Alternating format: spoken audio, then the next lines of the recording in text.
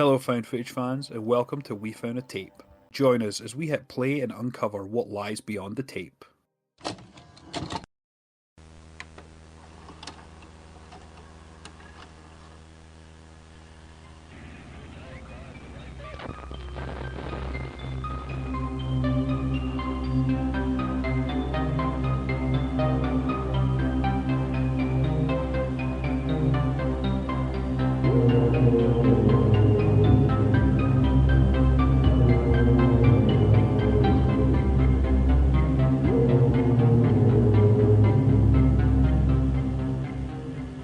Hello, everyone. Welcome to a brand new episode of We Found a Tape. Today, we're talking about a movie that's 11 years old now. Last year was its 10th anniversary, which is insane. This was a movie by a big Hollywood director who you may know by some of his movies like Signs and The Village. Oh yeah, Split, The Village, yada yada. M. Night Shyamalan. This is a classic for me, and it's called The Visit from 2015. Yeah, The Visit. Yeah, I originally picked this one because there's a scene in there that's very disturbing and gross to me, and it still haunts me to this day. I put it off for years, rewatching this movie because of that one scene, and I finally decided, hey, today's the day to force myself to watch it. So here we are. Hell yeah. I saw this maybe for the first time in the last few years. I didn't see it when it first came out, but after doing some research, I actually found out that this was a self-funded project by M. Night Shyamalan, and this was a way for him to try and reinvent his career. Because if anyone knows M. Night Shyamalan, you'll know that he has a lot of stinkers in his catalogue, which is unfortunate. A lot of them, didn't do very well at the box office. So this was a way for him to reinvent it with a smaller budget, a limited cast, and kind of focusing more on story. And this ended up with The Visit. And honestly, for me, it's one of his strongest films. Yeah, man, this movie, it has a lot of humor. It has fear. It has, it'll definitely poke at your phobias. There's a depth, a story. There's a story that's here as far as a family that's broken and traumatized. Kids, have had some trauma with a parent, that just decided to dip out, and mother's a single mother raising two kids. They're teenage. Well, one's a teenager. The little boy, he's like, what, 8 or 9 years old? So he's still fairly young. But yeah, I mean, this movie's got a little bit of everything in it. Yeah, I think they're both. I think she's more like 16, 17, and he's more like 11, 12, because he's like rapping away, and he's like, he's replacing cuss words with pop stars or female singers. Oh yeah. So I mean, I think he's got a bit. He knows a bit. He's a teenager. He kind of reminds me a bit of myself. I'm not gonna lie. Back when I was like 11 or 12, I definitely was like super into like rap music, and like had baggy pants and like kind of longer hair at the time. So yeah, I can see myself in him. I wasn't quite so germophobic though. Yeah. And you find out later on that the germophobia is more like a tick from childhood trauma. So it goes more into detail later on. But yeah, so I cannot recall the name of the mother, but the daughter is Becca, and then Tyler is the boy, aka T Diamond Stylus, by his stage name. That's right. So what? Whoop, whoop. That makes it sound like juggalos, David. Yeah, it does. I take that back. That's fine. I'm just going to progress on. I've made a fool of myself, and everybody knows now, so I'm going to keep going. But this kid is incredibly talented for, an 11, 12-year-old. Like, he's making something out of nothing. Like, he's rapping about foods and things like that. Like, you give him something and he's rapping about it. So, I mean, obviously he's, been doing this a while and he's pretty good at it. So, Yeah, it's funny because like in the film, like he's definitely the comic relief. oh yeah, Because the sister's very straight laced and she's very serious about the filmmaking process, and she's trying to build a proper story, a proper narrative in order to make this impactful. And he's just like not taking it seriously at all. And he ultimately adds the entertaining factor that she's lacking. She's wanting to go a more serious and like somber type route, and he's just kind of like, "Ah," which I thought was great. I think it's just such a great chemistry between the two. One thing, actually, before we dive really into this, do you know which film connects the two children? hold on. Let's take a step back here because you've just thrown something at me and I have to think about that now. So there is a movie out there aside from this one that pairs the two children together. Now, when you say that, what do you mean? Because they are brother and sister, so obviously they're related. Well, in this movie, in The Visit, they're related. In the other movie, they are not related. It is a festive movie. I'll give you that. Okay. More modern. So what you're trying to say, same two actors, two totally different characters in a different movie. Correct. Okay, I'm with you now. All right, so party. It's an M. Night Shyamalan movie? No, it's not. Oh, okay. Is it Project X? Nope. Okay. It's not found. It's not found footage. It is a holiday themed movie. Is it the Cranks? No, it's a horror film. Oh, okay. So Cranks is too old. It's a horror film. It's not Black Christmas, right? No, because that's teenagers. Shit, I give up. I can't think of anything. Well, if you've ever seen the film Better Watch Out, I have not. you would. Well, there you go. Okay. But yes, so Tyler is a main character in Better Watch Out, and Becca, the actress that plays Becca, is the main character in Better Watch Out. She is a babysitter who is. I'll not spoil it. Okay. It's a really, really solid film. So you can watch it. But yes, there's another fun fact which we definitely love on the show is fun facts in general. And yeah, they both are in the same film twice. Interesting. Yeah, kind of like a new age, Matt Damon and Ben Affleck type thing. Yeah, I can see that. But yes, so before that, they were in The Visit together. Becca and Tyler, brother sister. So The Visit came first. Yeah, The Visit came first. Yeah. Okay. Mm-hmm. Yeah. So. Well, we all learned something new today. There you go. But yes, before we dive into the film and a deep dive of it, I think it's maybe time for a wee synopsis, don't you think, David? Absolutely, sir. Hit me with that good synopsis. Let these people know what this movie's about. Hell yeah. While making a homemade documentary, two siblings visit their estranged grandparents, only for things to get very, very wrong. Very, very wrong. Very, very wrong. Yeah. So this was one I watched on Blu-ray. I have it on Blu-ray. So it was good to visit that. And this was so good. Genuinely. Like I said, probably one of my favorite M. Night Shyamalan movies. The Sixth Sense is solid. Signs is solid. And Split. I mean, Split's fantastic.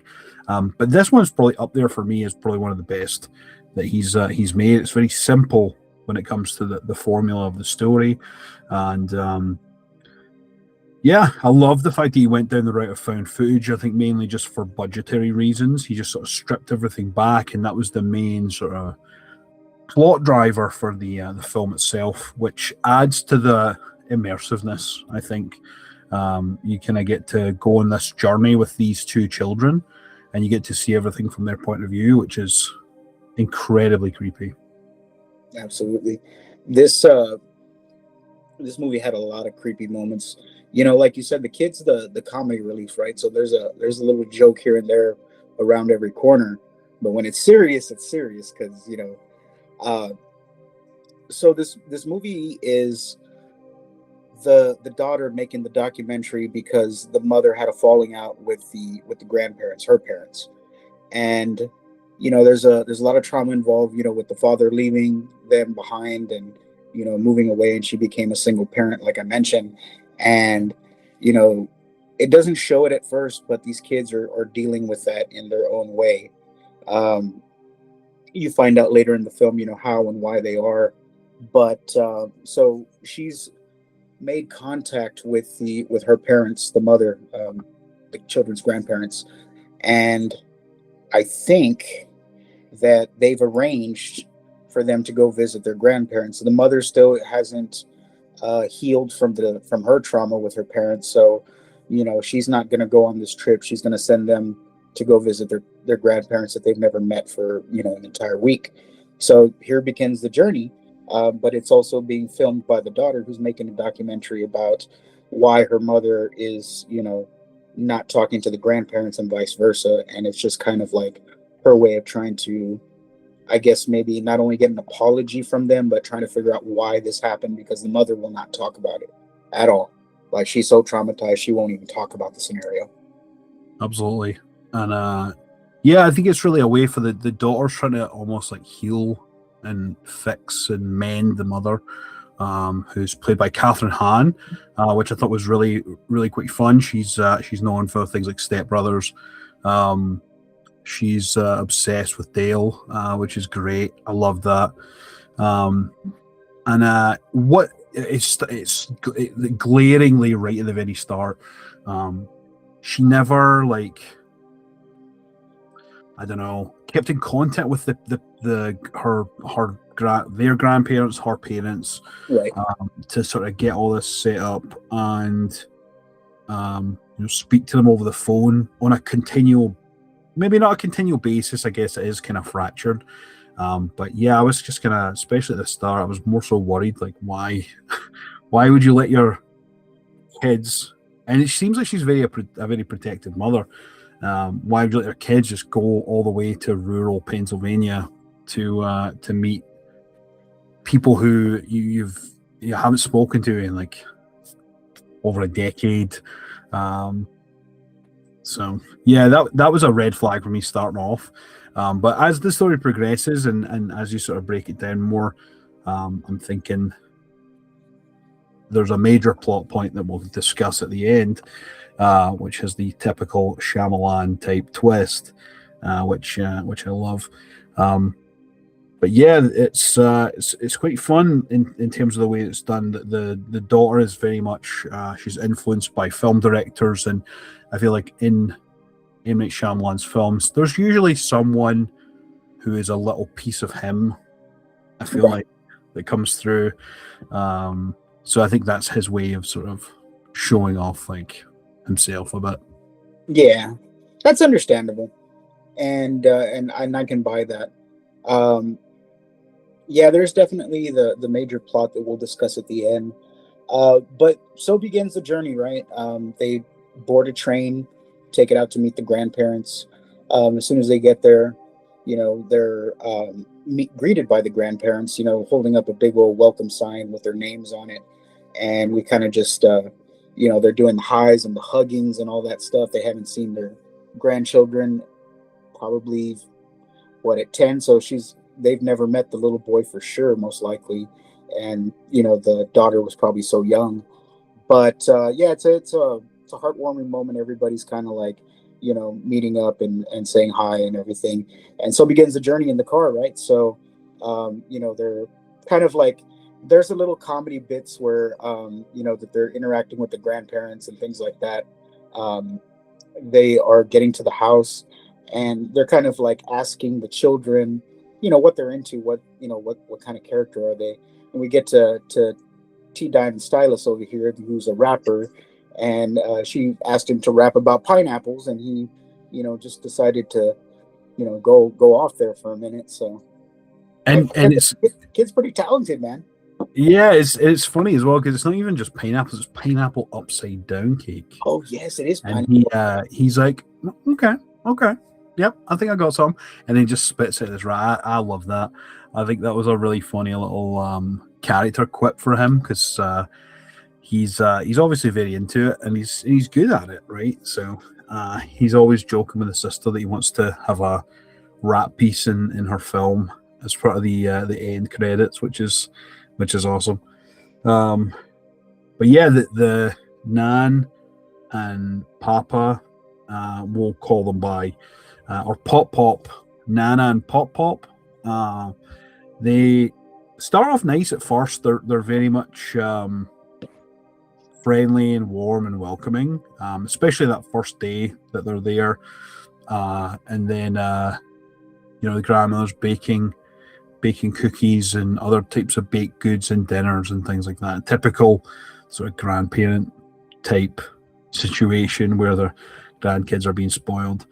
And that's where we then start to feel a bit of a shift right at the very start. It doesn't ramp up until a bit, but at that start where they're like, oh yeah, we go to bed by 9:30 and we're old people, so we go to bed at 9:30, and they're like, oh, but it's that night is when we start to hear loud noises and scratching and banging and just a lot of disturbing stuff. Just night one. Yeah, night one starts pretty much out that way. But just to backtrack for a moment here, I just realized that watching this whole movie, like, there is a lot of baked goods in this movie. There's a lot of diabetes in this house, okay? Like, there's a lot of sugar flowing.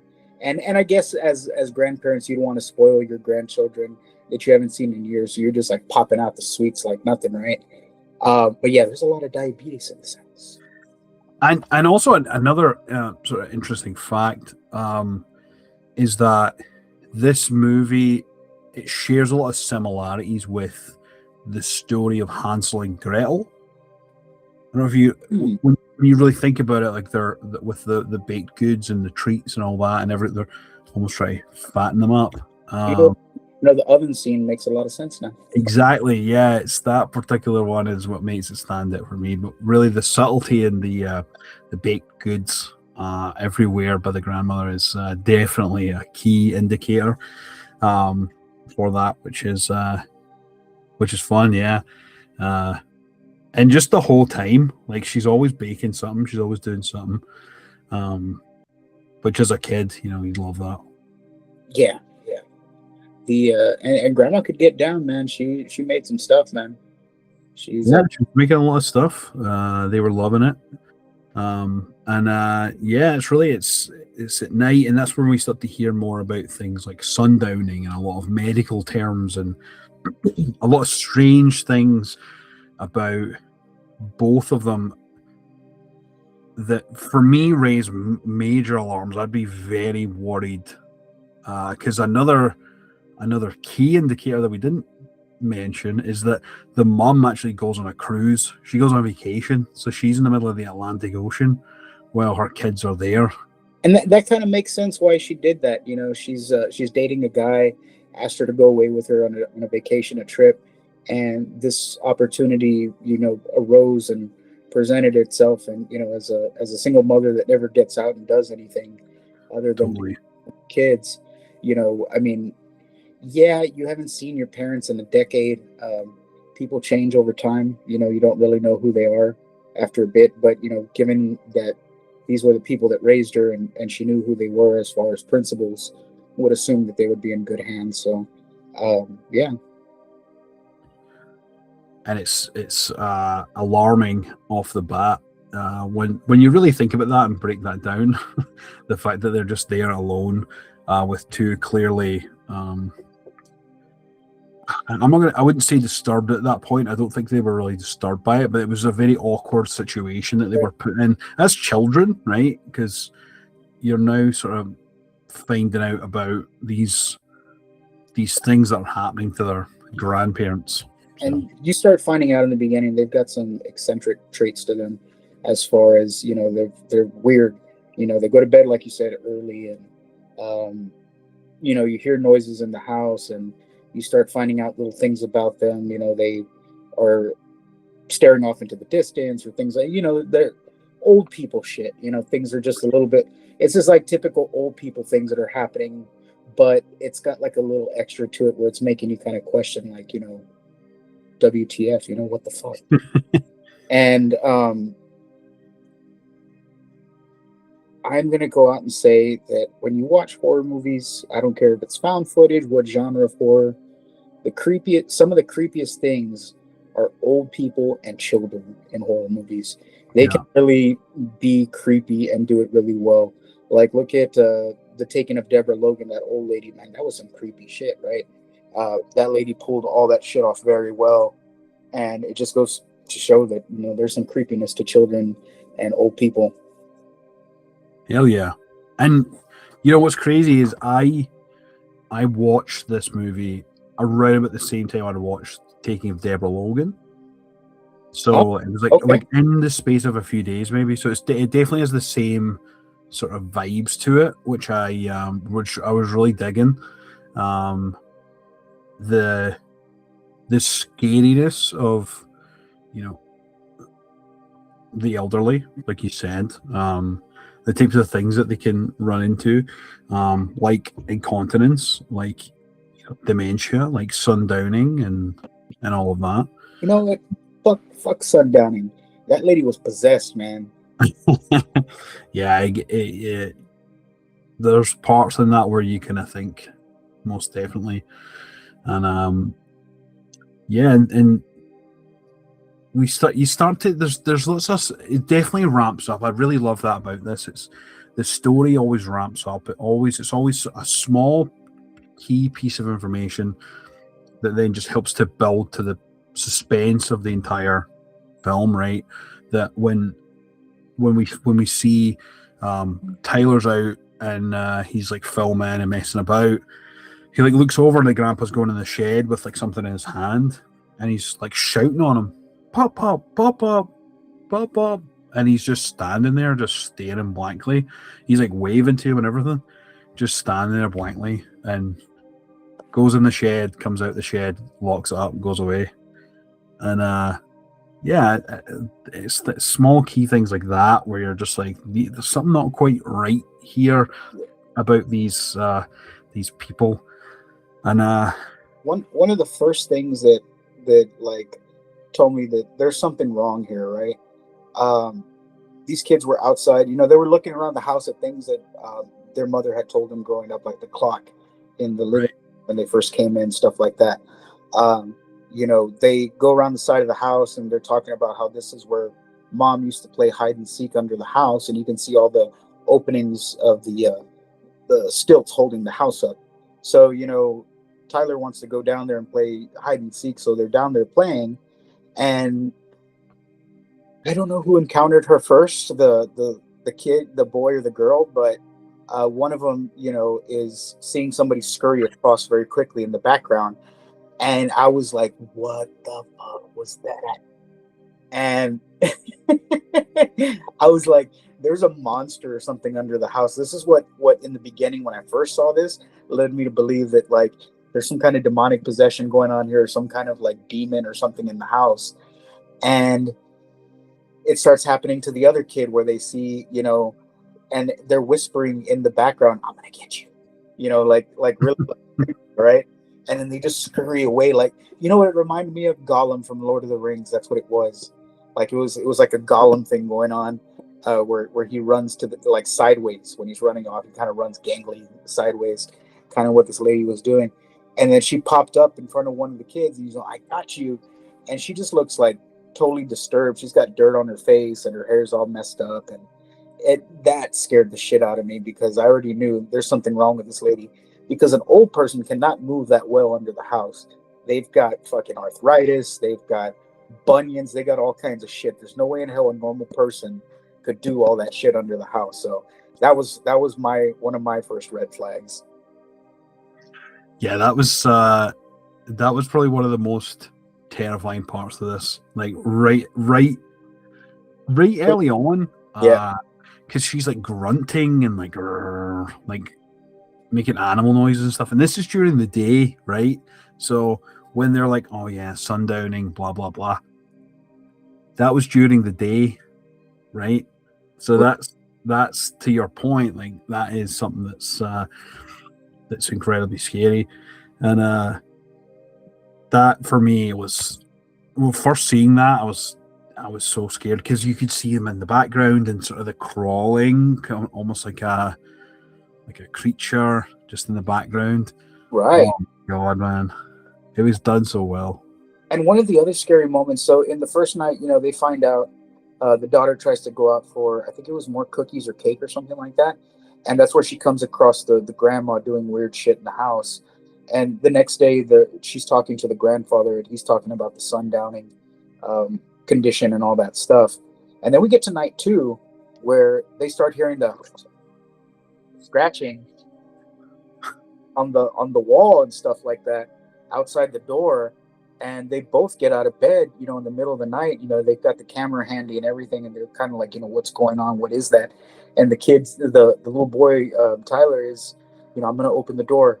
And she's all like, "We shouldn't open the door." And he's, "I'm going to open the door." "Well, open the door already." It's like two siblings, arguing in the moment of being scared shitless because you don't know what's on the other side of the door. So finally, he's going to go open the door and opens it up. And we've got this naked old lady. And mind you, the minute this happened, I kind of my brain immediately puts me in that kid's shoes.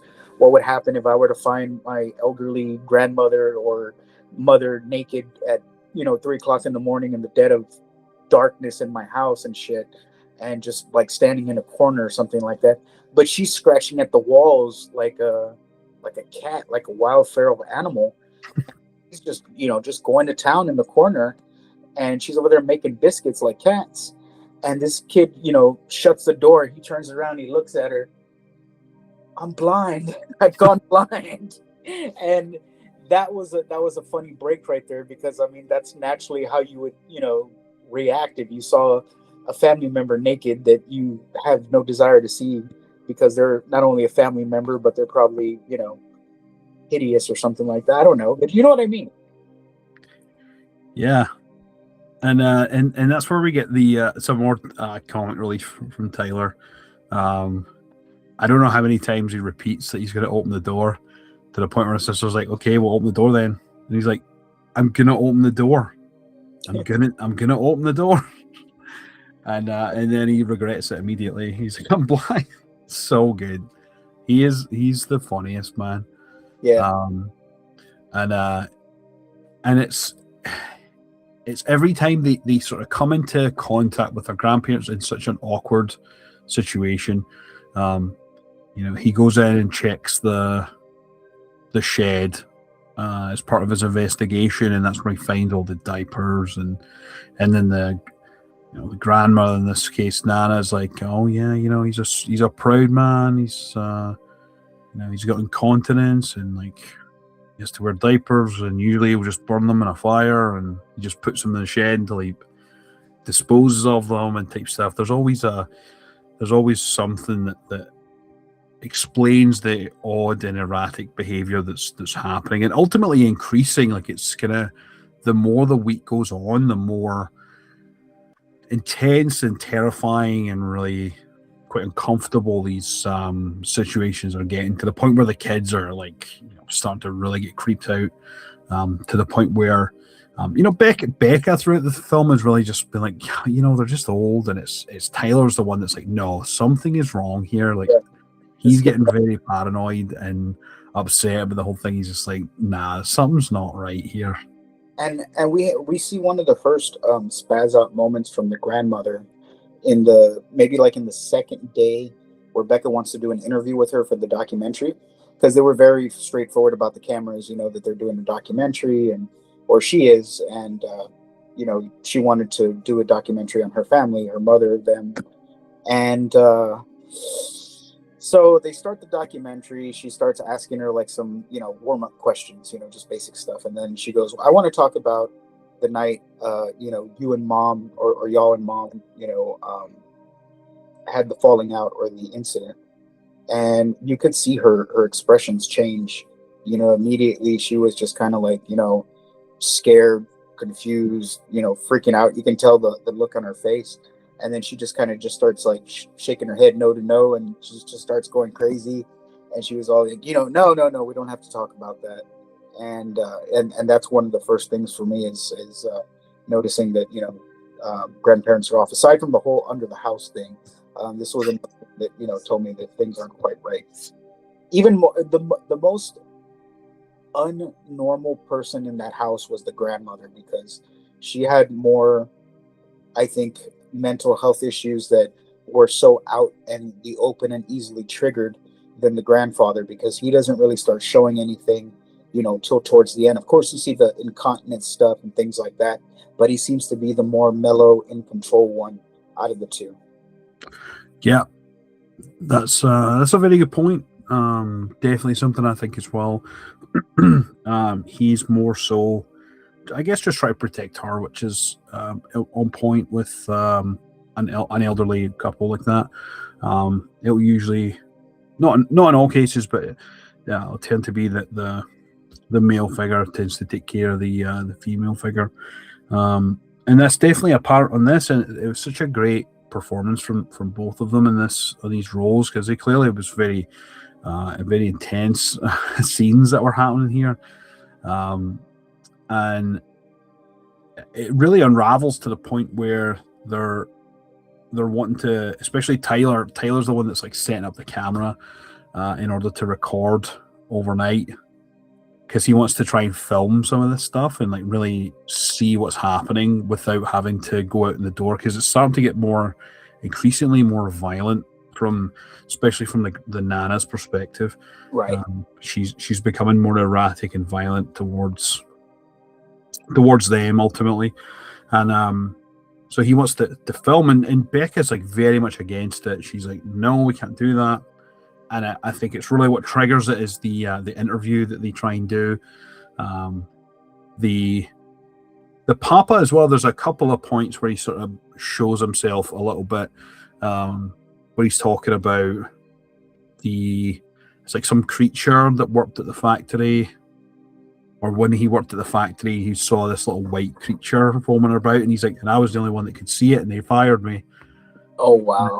And they were just kind of like, what? I didn't remember. I don't remember that part. Yeah, it's when they're doing this sit-down interview with the Papa, and they're talking about, he's talking about like, his story, and I think it matches up slightly with with what the children would expect, so they don't really question it too much. They don't really know the facts about either of them, to be honest. So right. They just know that they were counselors at the local hospital, and that they like volunteered and helped out, and just were like really staples in the community, which is great for their character. But you start to see it, and you're like, really, these are the people that are fucking staples and pillars of the community. Like, these guys are crazy. These are the standout characters around here. Yeah. And it's when another thing that really stood out to me is when there's two occasions, well, really three occasions, when people stop by to check in on them. Oh yeah, because they're like, it's like a priest or like a doctor or something that comes by first, and he's just like, oh, he's, I'm looking for grandparents or whatever, and they're like, oh yeah, they're not here. Oh, you must be the grandkids. Yeah, we heard so much about you. We haven't seen them in the last couple of days. Just wanted to check up and see if they were okay, but they must be, excited that you guys are here and taking care of you and stuff. And then it's someone, I think it's who was helped by the grandparents, the young woman who comes by and she comes to check in on them, and she looks a lot more worried because it's been, I think now 4 days at that point, 3 or 4 days where they haven't really checked in. Or who knows exactly. But they haven't checked in, and they're like, oh, well, they must be getting old. It's kind of the theme of this whole film. It's just, oh, they must be getting old. Yeah. Is kind of the commonality between it all. But yes, and she ends up coming back, and that's where we see there's like a conversation between them, which is quite heated between the Nana and the Papa and this young woman that's come by to check in on them. It kind of gets heated, and that's another major red flag. And really at that point is the turning point for the kids. They're just like, what the fuck is happening here? And things are definitely ramping up with the tension. Yeah, and you notice that they pay attention to this woman that stopped by but never left. So Right.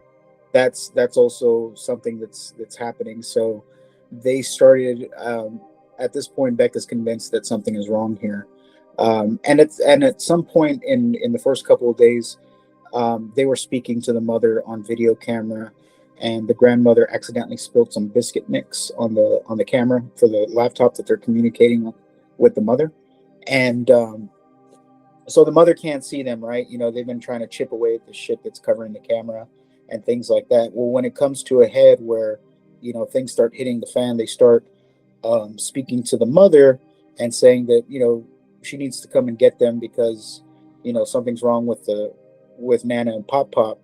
And the mother's already back from her trip at this point, so it's been a few days. It's towards the end of the week. They're getting ready to leave the next day, and there is this point where the mother asks, well, where are they at right now? And the little boy says that they're out by the shed.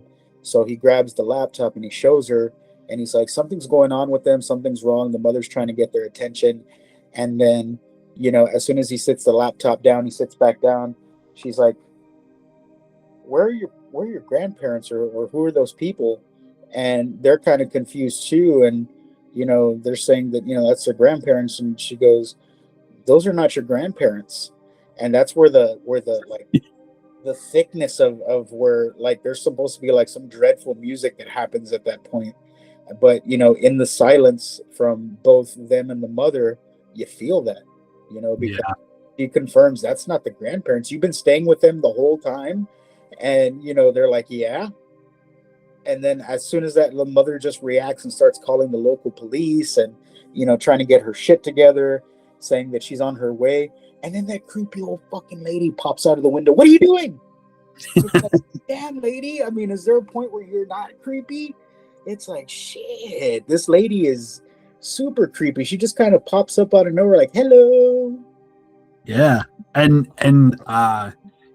just before that, we find out that what they do eventually set up the camera, but the Nana actually finds it, and she like does the pop up again to what you were saying there. She's always popping up in places and shit.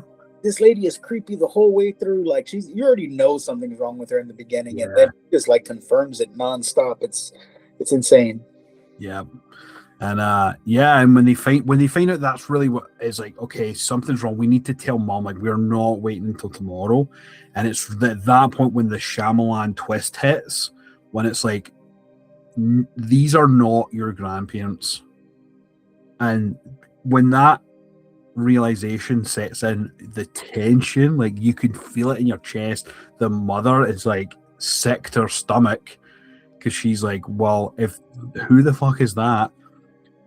How are my children safe? And also, where the fuck are my real parents? Exactly. Is the main thing. And it's so when I first watched this movie, like I told you, like I thought there was a demonic possession going on, something else. And that's where it took the turn. That's where the twist comes, right? When she confirms that, and you're like, oh shit. Like what the hell? That's like the whole turn of everything. And at this point, they're the grandfather comes in after the grandmother pops up in the window, and he's like, "I've got a great idea. Since it's our last night together, let's play a board game. Let's play a board game." They're scared shitless. They don't even know how to react right now. These people are not their grandparents. Who the fuck are they?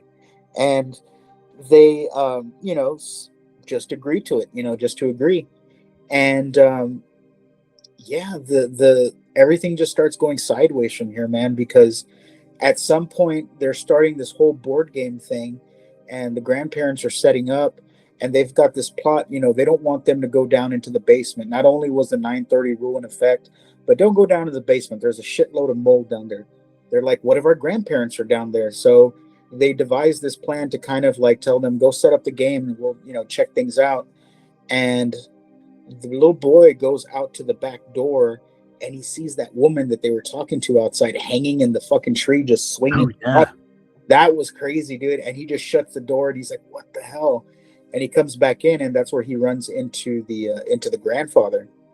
Yeah, it's crazy because they're trying to like figure out ways to try and get away from them, and they're like, "Oh yeah, we're going to go outside and we're going to film some interview shots for the film." Right, is their way to try and get outside, and because there's no cell signal is another thing they can't like call, so they had like a LAN cable that goes into the laptop, so they're able to actually use like Skype or whatever to call their mom, and yeah, that point where they like, okay, we're just going to go outside. The grandfather like shuts the door over, and he's like, no, like we're just getting the game ready, and you see her fucking hanging in the tree and shit.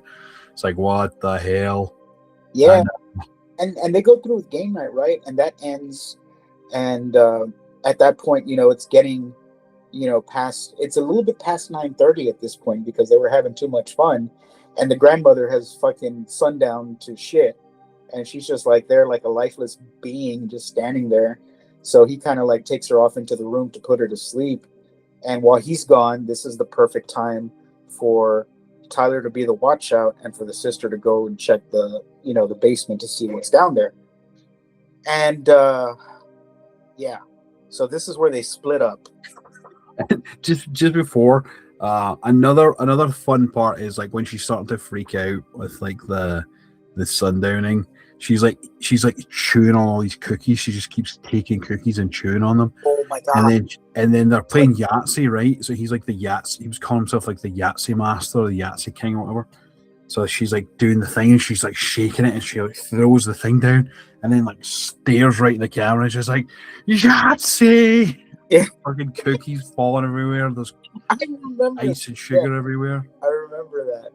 That was good. That was a good moment. So there was a lot of good like up close shots of the grandmother, and she's just like, ah. that was always good. And that's where you get hints of like where you start making connections. These grandparents were volunteers at a hospital. Doesn't really, they might have said, and I don't recall what kind of hospital it was, but it's starting to give hints here that there's some people there with mental health issues at this hospital that they're volunteering to help at. And you start noticing the pictures that you faintly see throughout the house. At some point, this couple is actually taking photos with the grandparents, so they know each other in some way. But it's starting to make sense that these people are from some kind of mental institution or something, because they also obviously have mental health issues. And that's where we start like piecing things together, that they met them at this place where they volunteered and have somehow taken over their lives, and this is where we're at now. Yeah. Ultimately, the grandparents were they were nice people. They always were nice people, and they were just sharing excitement. So that to the point that I was talking about earlier on, where like, why wouldn't you keep in contact? It makes sense. Like the real grandparents reached out and were like, we would love to meet our grandchildren. We would love to have them come and spend time with us. So that was a legit thing. And it was them ultimately revealing that they were having their grandchildren come over. Like they were proud grandparents. They were finally getting to meet them. And that ultimately triggered these two patients. And that's where we find out a bit more about them. Where the Nana in this case is she had basically drowned her own children. She'd put them in a suitcase and threw them in a lake. Yeah. And ultimately, she was going to do the same thing. It was going to repeat the cycle again. The grandfather wanted her to Spend time. have the best time and spend time, and the real plan was to get them to a state where they could take them out to the well that was outside, and they were basically going to drown them. And so they're clearly fucking nuts the whole time. And it just was, for the grandmother, she was clearly a lot more unhinged and unstable than the grandfather was. Oh yeah. So the sister goes down to the basement, and that's where she finds all this stuff. She finds all the pictures, and she sees her, partially decomposed grandparents, which is just heartbreaking for me. I remember watching this this time around. I really felt how heartbreaking that is. Like, for the whole week that they believed that this was their grandparents, they were a little weird, but they were finally getting to meet them. They'd never really had that dynamic before, and the gravity really sets in at that point. Like, they're never going to have it, and the mother's never going to have closure. She's never going to be able to reconnect with her parents again, just because of this whole thoughtless scenario. And that's when the grandfather comes down, and that's where we hear more about. He just wanted for her to have a good time, and that's where he fucking throws her in the room and like locks the door. And here is another area where it's like the scariest part with this grandmother, in the way that she's acting, because she's like chuckling away and like crawling around the floor. She's under the blanket or under the sheet, and she's like standing up.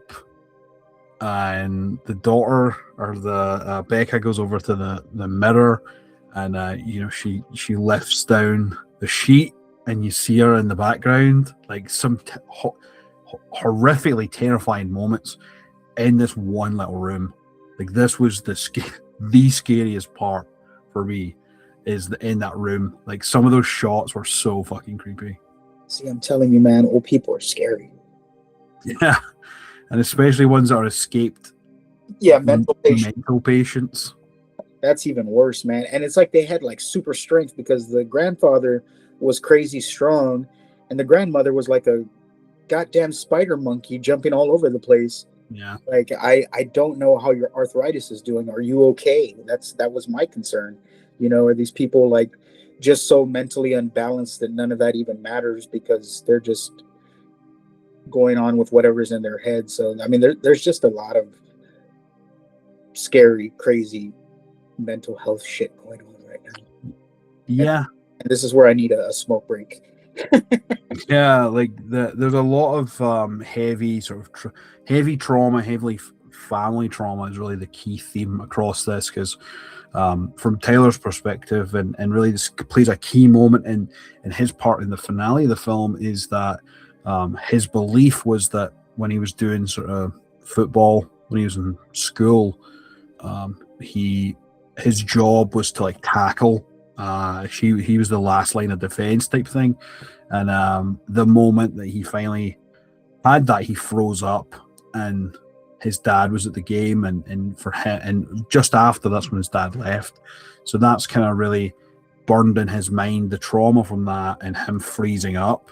And it really plays a huge point in this film, because that's ultimately what he does at the end. He like just freezes up, and that's when the iconic scene from this film, where the fucking grandpa goes behind the fucking the little kitchenette, unzips his fucking trousers, pulls out his fucking dirty nappy, and then he's like going on and on about how he like doesn't like germs, and he fucking just smooshes it in his face, wide open, just right there. Fucking shit, probably stinks.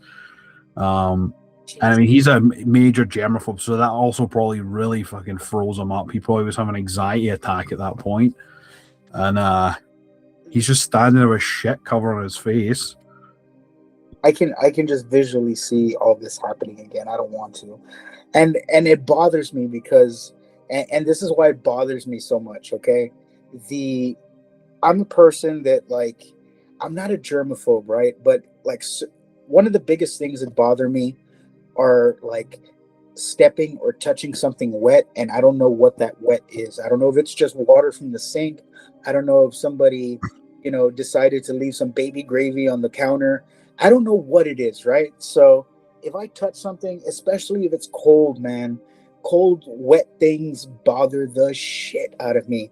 And it like triggered that so bad. I know it was just like, shit, but and not to say that that's like passing along, it is shit. Like, but I mean, I could feel that kid's germaphobe like kick into overdrive in my brain, and that's what bothers me because it takes me back to like my thing. Like, I don't like to touch wet cold things, and I could feel that kid's pain in that moment. Like, I would have reacted the same fucking way. I would have been so like fucking traumatized and freaked the fuck out. And then that's where we go to, all the stuff with now the daughter has dealt with the grandmother, right? She's broken a piece of glass. She stabbed her because she has jumped on top of her. I think she bit her too, right? She bit. Yeah, she was biting her. She was smashing her into the mirror. It's really the grandmother was smashing her in the mirror, and it shattered, and she ends up with a piece of it on her, and this big giant piece, and the grand's fucking biting away, gnawing away like a fucking animal. So she just starts stabbing her in the neck and kills her, and again, like the whole theme of this whole film is trauma, and like the fact that that's now another thing that's happened to them is just adding to that trauma. Yeah, And and you find out when she comes downstairs, finding out her brother and this old man in the kitchen, that kid is gone beyond trauma. Like, he is just like zooted out at that point. And that's where the altercation happens between the old man and the daughter, and they're scuffling in the kitchen and shit like that. And that's where it triggers Tyler to, attack the grandfather, and he's yelling out all this football shit. Like, he's just like so like gone that he's just yelling out random things. And he finally gets the grandfather on the floor with the door to the refrigerator open and just keeps slamming that damn door, dude, like over and over. The sister has to stop him from doing it. And the old man is gone. Like, he's probably like crushed a watermelon at this point. There's spitting ass everywhere. And the trauma in that kid, man, just like, holy shit. Like, how do you come back from this?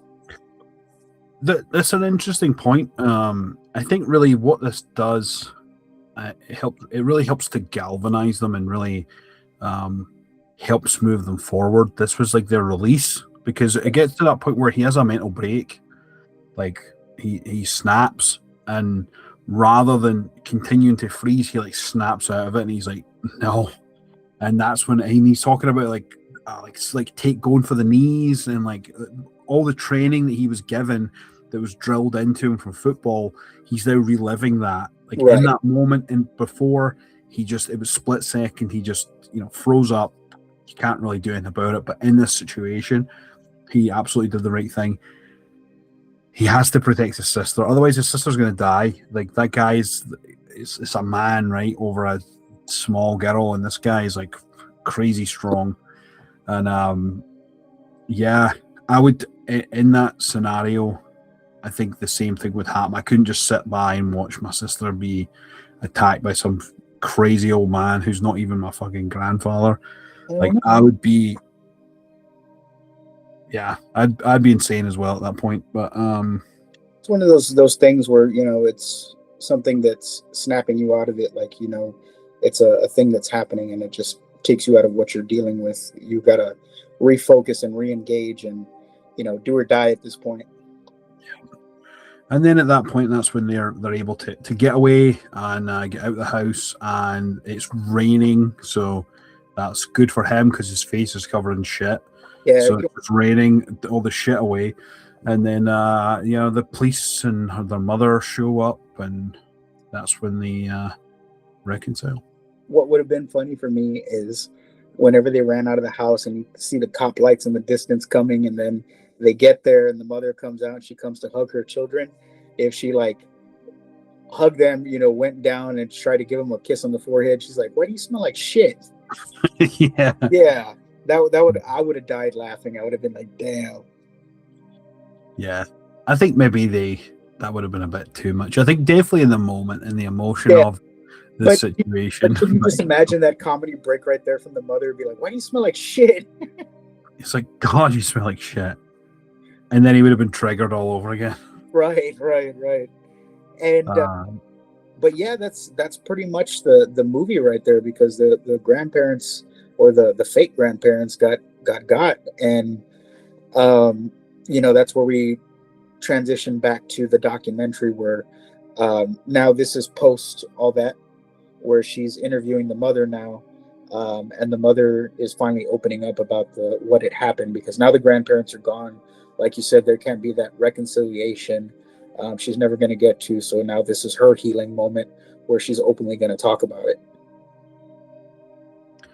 Yeah, I think that's and it changes and I really think it really brings the whole project from the daughter's perspective full circle, because really at the end of the day she wanted her mum to get better, and in this incredibly horrific and traumatizing situation, that's ultimately what everyone was able to kind of do, and that's how it's alluded to anyway, is that all of them they've all gone through this trauma, they've all lost someone they love, family members, and it's really brought them together, and it's given the mum a chance to reflect on the better times rather than the bad, and that's where she opens up and discusses whenever, like our first, or the last time basically the last time she spoke to them, other than when they set up the meeting for the children, they had this argument, and the mum, the nana, the real nana, tried to stand in the way of her going away. She was running away with this man that she loved, and she ends up hitting her mother. Her grandfather hits her, and they just stand in this like awkward silence moment where everyone's in shock and they can't really determine like what's happened, and they all she goes their separate ways. But then she reiterates, like, there was never not a chance for me to go back. They would always check in, or they would always try and reach out, and she just was the one that was stubborn in that scenario. And I think really from a character development standpoint, that this was one of M. Night's strongest for that, just because of the simplicity of the story, and the strong character building is really the huge selling points for this film. Absolutely. And then after the mother has spilled her heart out about everything that happened, we hit the end credit scene, and we get T. Diamond Stylus's outro for the documentary, where he's just laying it down. And it's so funny because you start hearing what he's talking about, and he's talking about the whole experience on what had happened. And at some point, he mentions about getting a diaper stuffed in his face, and that's where I fucking lost it, man. I was just but yeah, at this point, obviously he's healed, right? Because it's a traumatic thing that's happened. They've gotten past it, and he's able to joke about it. Like his mentality is still intact for the most part. He still has a sense of humor. Totally. Yeah, that was great. It was a funny little addition, especially as the end credits are sort of starting to roll and stuff.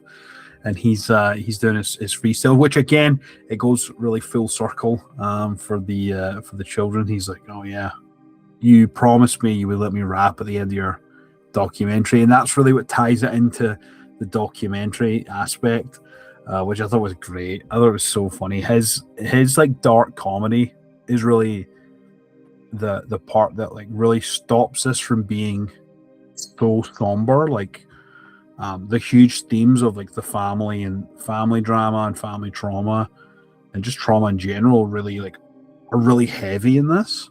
Right. So I think his comedic beats that he gets in here are just so impactful, and I think really helps to ground the story in general.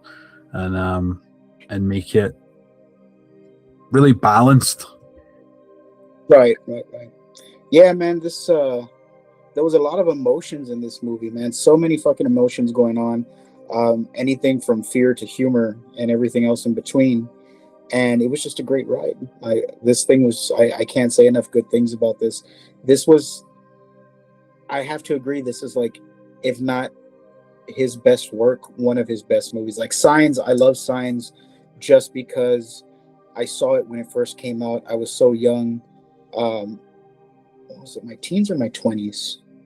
Oh, somewhere in there. So maybe like 18 to 20 when I first saw this movie when it came out. And so I was still very young. And yeah, it just made such an impression on me, especially since I've always had a thing for aliens and always wanting to know what's really out there, and to have this turn into a whole invasion. And he really, hit it home with that movie.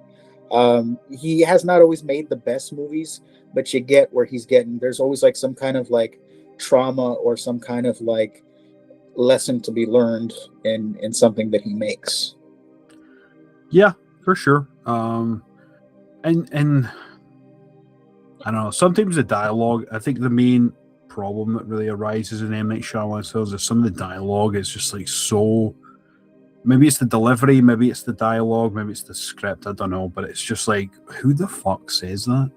And I'm specifically talking about the movie Old. That to me is one of the worst fucking films I've ever seen in my life. Genuinely, I think there is a good amount of movies by him that I do like. I feel like I liked The Village, honestly. A lot of people didn't like The Village. The Happening was another one that a lot of people didn't like. That one was very weird. The Happening. There is a movie out there, and it's on Prime. I don't know if it's over there in Canada, but it is on Prime, and you might find it on Tubi if you ever get a chance to watch it. It's called Vanishing on 37th Street, and it's got the kid that played young Darth Vader, not the kid, but what is his name? Hayden Christensen. Okay. He comes out in it. So does John Leguizamo and a couple other, actors that you would recognize, and I don't know the names. But this is something very similar that's happening. There's something in the air or some kind of phenomenon that's happening that's affecting the world's population, and it circles around these people that are trying to survive. And that's what that movie reminded me of.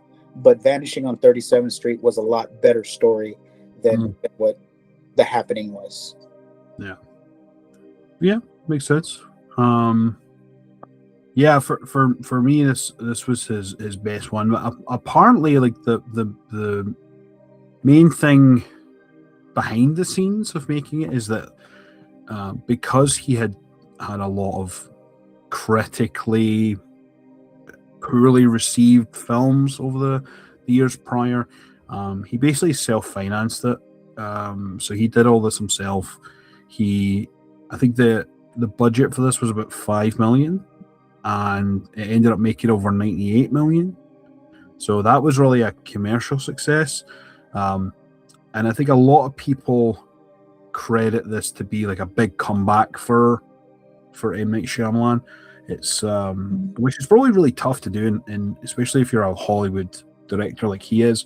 It's probably tough to, like, especially if you're getting like panned for movie after movie after movie, or if you're trying to follow, like, Sixth Sense was so strong, and everyone, it's a common theme whenever you watch his films, is like you're always looking out for the twist, and when the twist really underdelivers, it can ruin the whole fucking thing.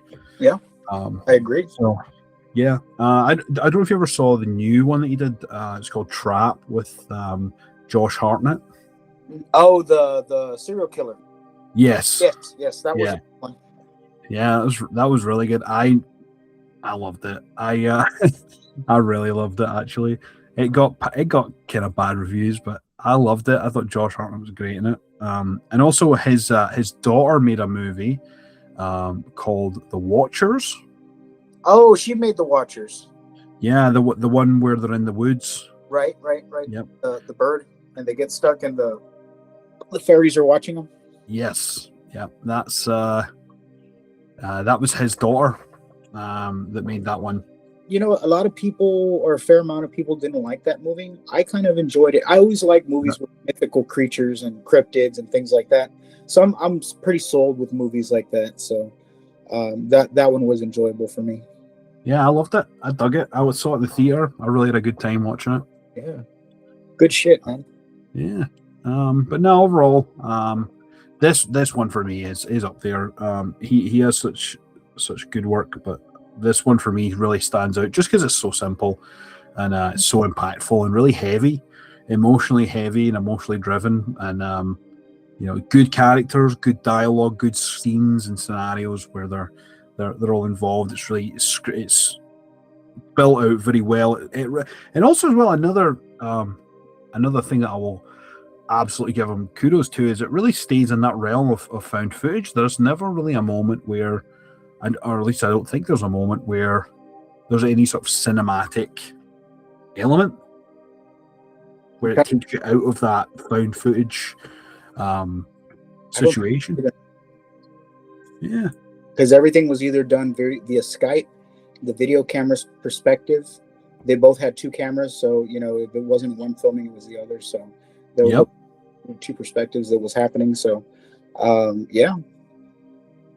yeah, and that's always a big plus for me whenever there's a movie, especially when it's like a big budget or higher budget or Hollywood type film that really sticks within the rules of the genre that they're into. It really shows a lot of commitment to it and a lot of research or knowledge, at least, into that sort of specific subgenre that you're really leaning into at that point. So yeah, that was a huge thing for me. Yeah, absolutely. Well, I think we've got to the point where it's time to rate this sucker. Well, yeah, David, since you picked it, I think maybe you can have the honors. You know, I could have gone one way or the other on this one, right? I could have given this thing a burning tape strictly for that fucking diaper scene, but it's not worse than Cannibal Holocaust because there was too many traumatic rape scenes and things happening in that movie. That's why I gave it a burning tape, but this wasn't nearly as bad. So I really believe that despite that one scene that triggers my whatever you call it, this was a really great movie overall. Like everything was done beautifully. This is going to be one of those rare birds that gets a golden tape for me. Oh, okay. I love that. Yeah, that's really cool. Yeah, I would totally watch it again now that I've revisited and got the trauma out of the way.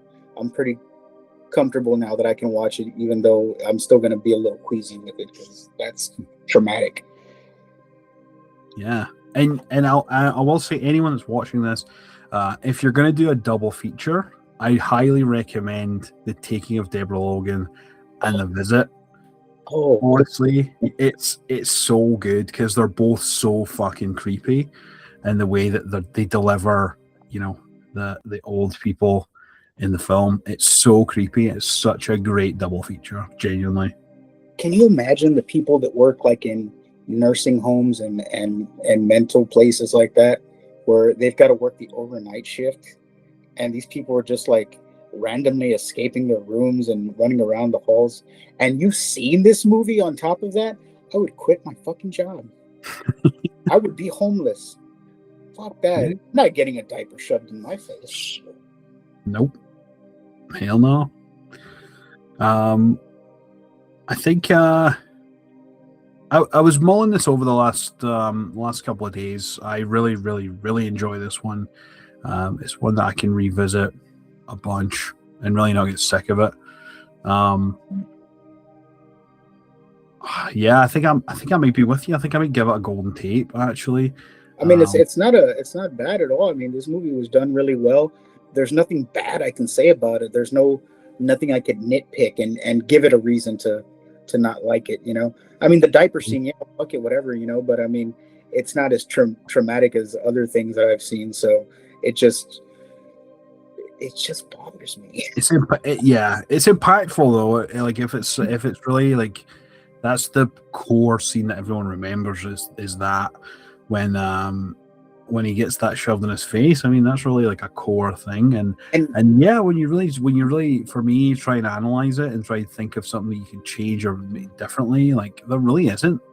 And that's quite a rare occurrence, I think, for his type of films. Really, the movies that are really, really, really good that he's made, there really is no changing. They're really like high quality, key, impactful story, incredible performances. And I think really this is one that definitely stands out as having all of them. And especially with the fact that it's a found footage and the way that it sticks to the genre, it's really commendable. And I really appreciate it. So yeah, I think I'm with you, Golden. Fantastic, man. This was another good one here. This one really stuck with me over the years. It didn't lose any momentum with me, and if anything else, it's hyped me again watching it. Away from the traumatic point, but also because it still creeped me the fuck out. I hadn't seen it in so long that there are certain things that I forgot about, and rewatching movies like that you haven't seen in a while is really nice. As opposed, you have your favorite ones that you watch over and over, and you know them front to back, and still find things occasionally. But these movies that you can revisit years later that you haven't seen for years are a nice surprise, because it's almost like watching it for the first time again. Yeah, no, that's very true. And I wasn't super. I really have. I've only seen this a couple of times, really. So I wasn't like super familiar or could remember a good amount of the plot. I can remember a lot of the scenes I can remember, which is always a good sign. But yeah, there were a couple of things that I was sort of questioning while I was watching. I'm like, did he answer this question? And really, they did. Every sort of question they have is an answer, and I think that's the sign of a good film from M. Night, when there's questions and they have answers. Yeah, turns out. So absolutely, hell yeah. That was the visit. That was a visit in their face. Yeah, that was a visit from 2015, which is insane that it's 11 years old now. And yeah, I highly recommend this. If you haven't seen it, definitely check it out. If you end up having a geriatric double feature with Taking of Deborah Logan and The Visit, then you definitely have to let us know, because that is awesome. That is your homework from your teachers from found footage class, John and David. Yeah, be sure to follow us anywhere you listen to podcasts, whether that's on YouTube, on Spotify, on Amazon, or Apple Podcasts. We're also on Instagram at WeFinATape, as well as on Facebook at WeFinATape. Thank you, everybody, so much for joining us this evening on this nice little podcast episode of The Visit. Do keep in mind, old people and kids are creepy as shit. Don't ever be locked in the same room or the same house alone with them in the dark.